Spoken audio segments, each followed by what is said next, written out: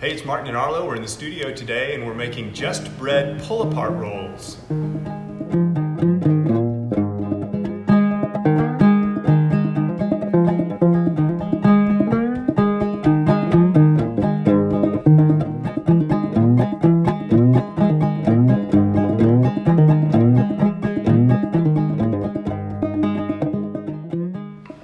Okay, so let's do this mix.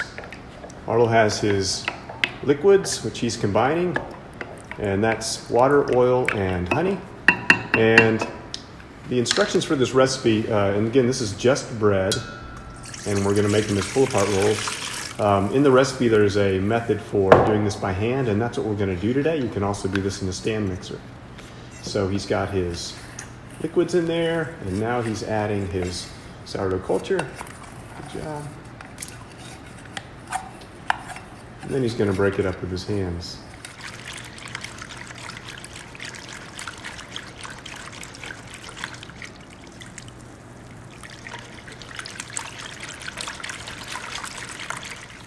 And he'll add his dry ingredients. 2 flours, so some white flour and then whole wheat, and then the salt and yeast. Yep, go ahead and dump those in.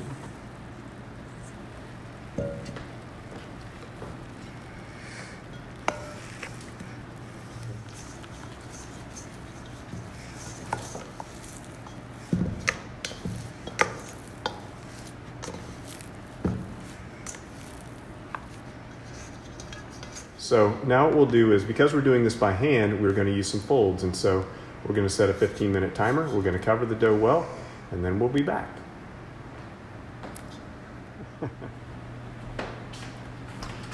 Okay, so Arlo's going to perform the first fold. Gets his hand moist a little bit. He lifts and presses. He just works his way around the bowl, turning as he goes.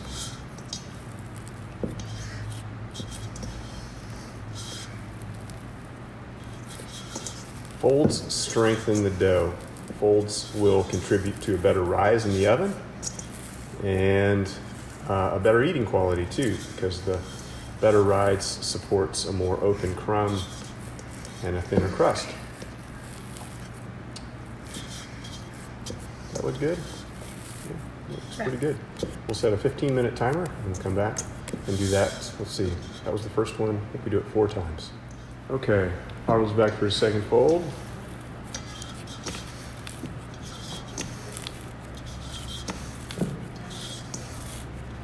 Do you feel the dough changing?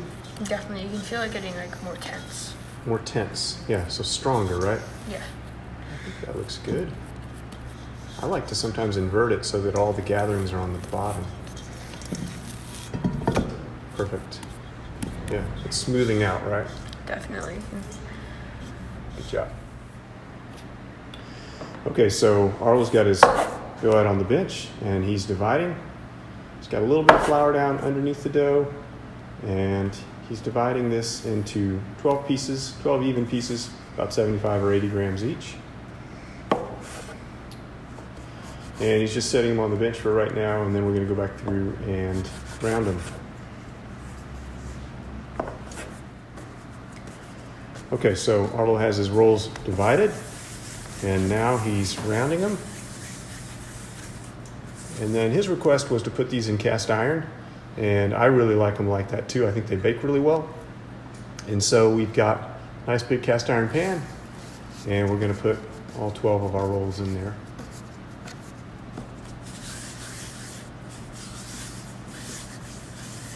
Hold your thumb against the side and make like a cage. Yep, there you go. Make like a little cage. You'll feel the roll start to round up in there. Yeah, look at that. Good. Good. And then set them straight in there. So he's sort of pre-rounding them. And then hand like a cage. Sometimes people have these and they slide around on the bench. It can be a problem if you have too much flour on the bench.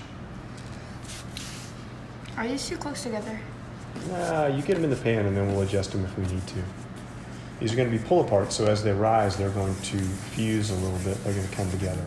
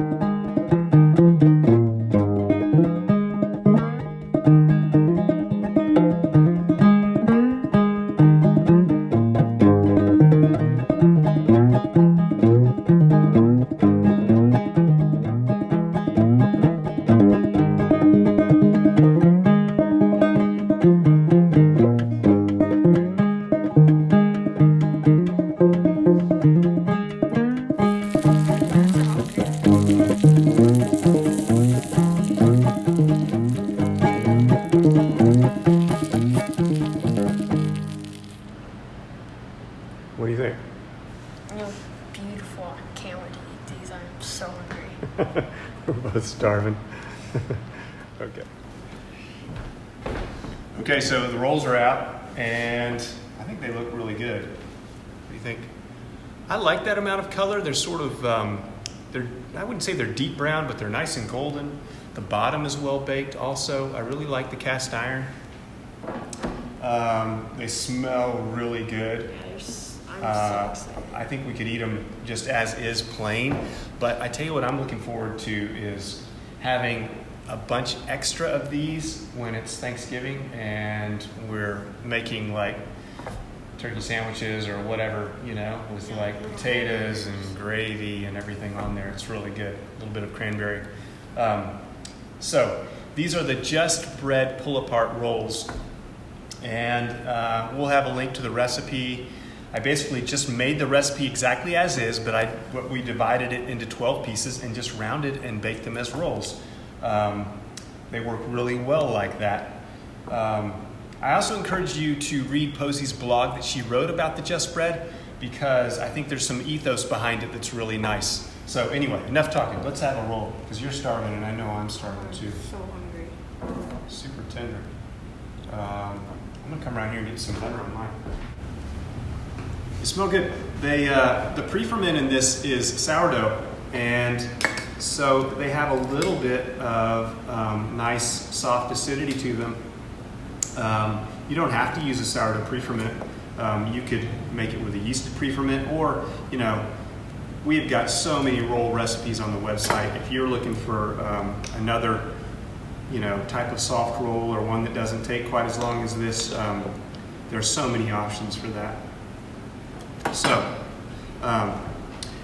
you know, we're coming into Thanksgiving, and for me, it's like a season of gratitude. And I feel like in what has been a tough year, we still have so much to be grateful for. And I'm grateful for my time with you. I know that. And I'm grateful for warm, buttery rolls. And I hope that you and yours are well. Thanks for joining us for another one. And we'll see you soon.